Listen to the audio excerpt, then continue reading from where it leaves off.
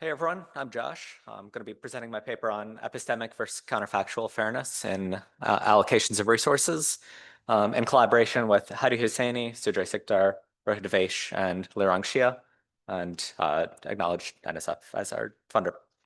Um, Yep.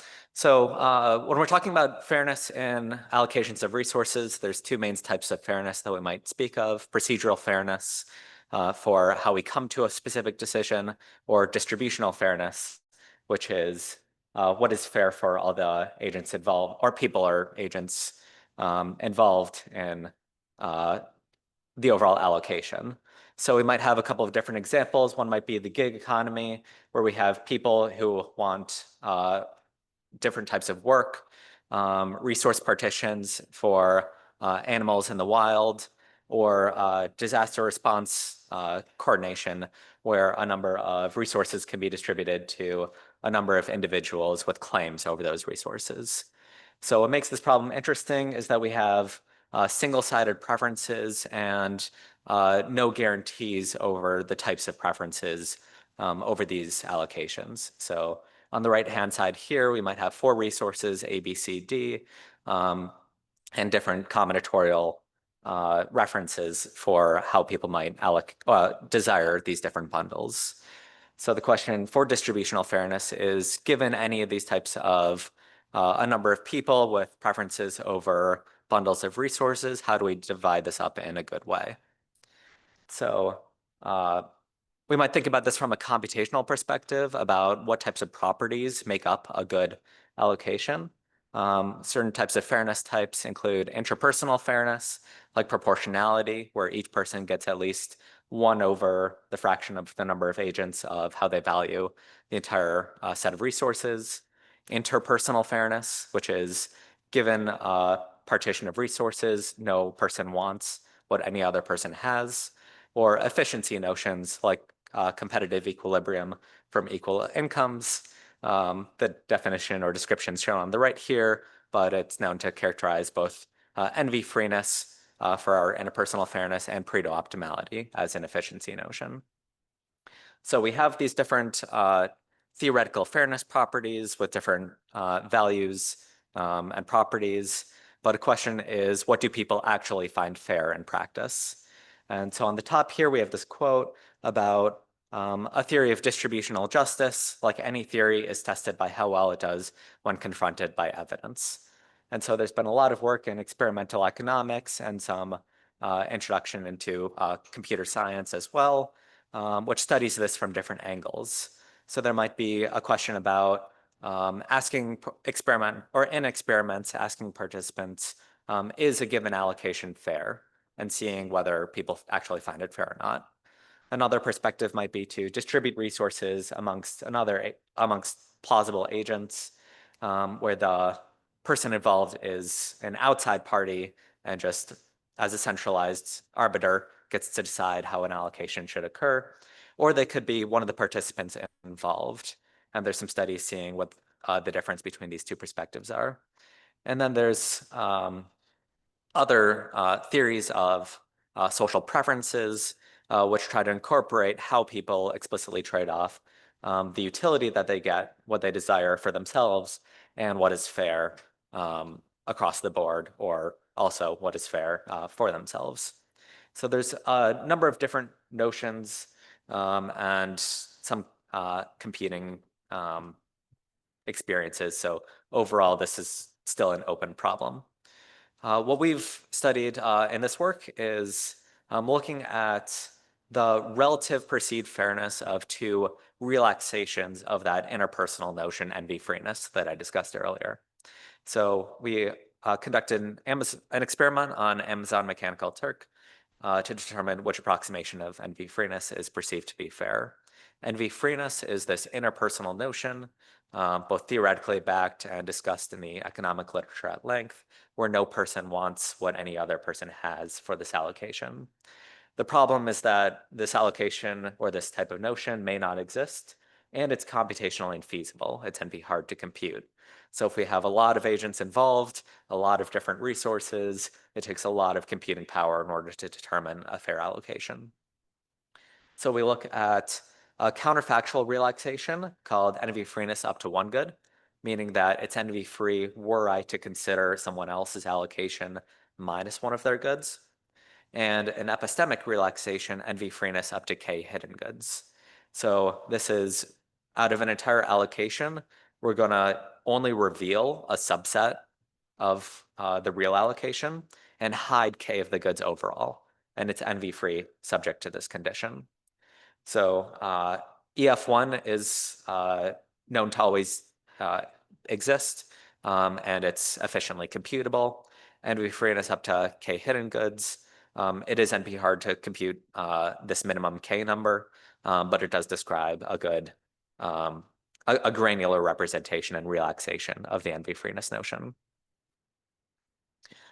So our general setup, what the questions that we ask participants is scenario and instance of this allocation problem, and we ask them whether they want to keep their original bundle that's assigned or swap it with one of the other agents.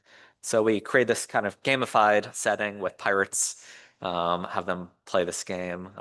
It's pretty fun. Designed this myself. At the top, we have the number of goods and their subjective values at the top, and then either 3 or 5 bundles, both your treasure on the left with the reward assigned and other pirates' rewards on the right. Notably, on the left for this EF1 condition, we provide all the information. On the right, we only provide partial information, and this treatment is unknown to the participants who take the study, designated by the closed boxes. So we ask 3 main research questions in this work. First is perception. How does perceived fairness compare between the counterfactual approximation and the epistemic approximation?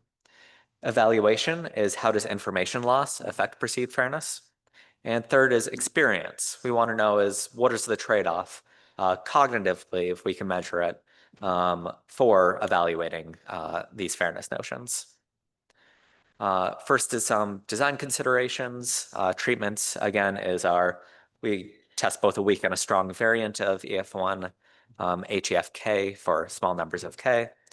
Our preferences are separable, so additive, that's one of our assumptions, and subjective to the agents. Instance size 3 and small, and about 9 or 10 goods that are either balanced across all the agents, participants, or unbalanced and unevenly distributed. Notably, our measure is about swap rate. So we use swap rate to measure perceived envy, which serves as a proxy for perceived fairness under our envy-based definition of fairness. And for cognitive effort, we measure response time and reported difficulty. So our main figure or swap rate slide is shown on the screen here.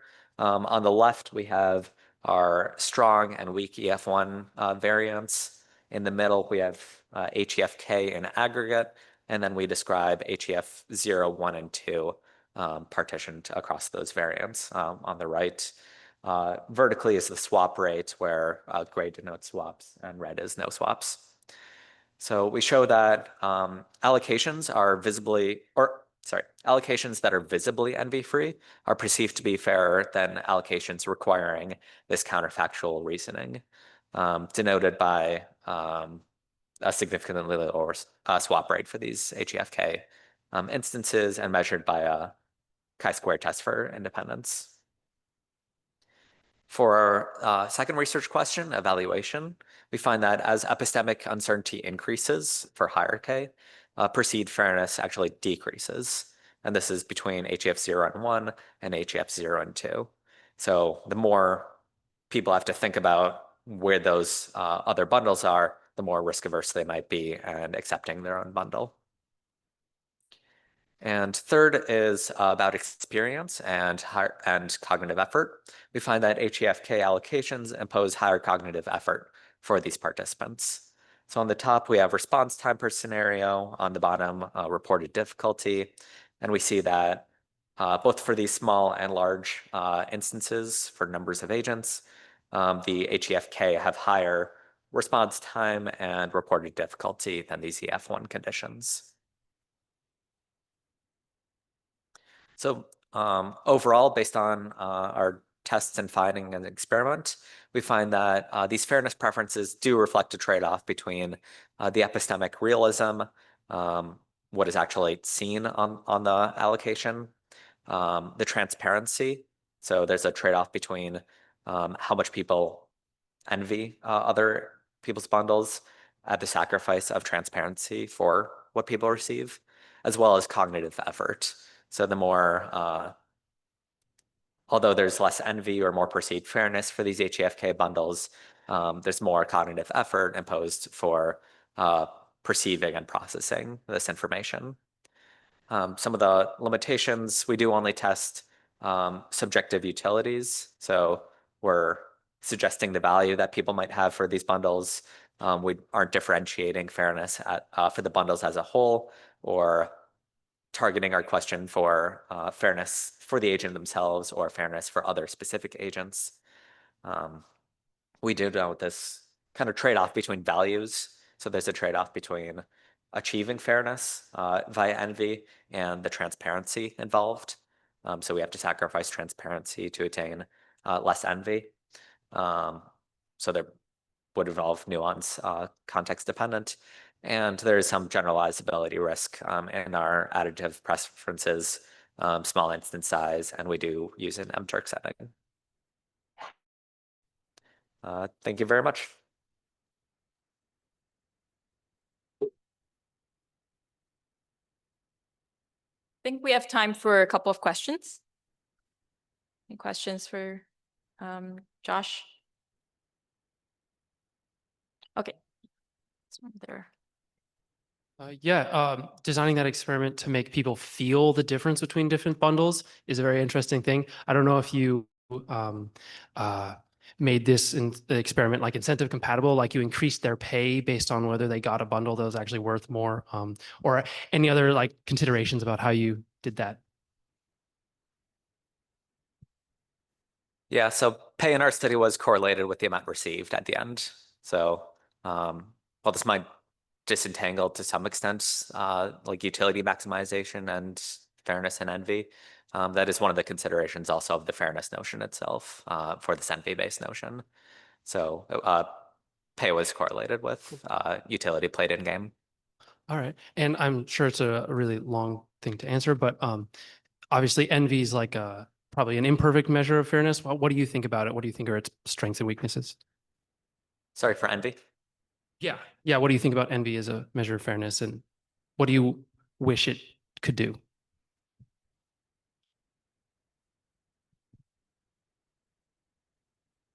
So the strength of it is that it is like between envy based for me envying someone else and proportionality, the amount that I receive, which I think is good enough, I think do well to encapsulate fairness for an individual, like what they need out of a situation.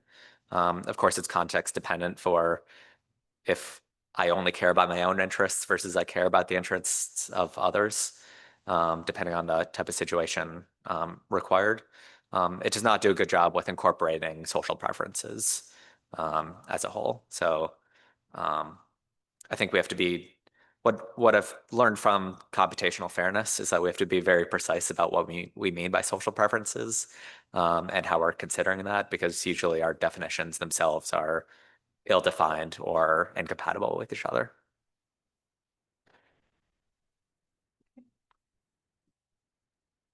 Okay, I think we don't have time for another question, so I think we'll transition to the next speaker. Thank you, Josh.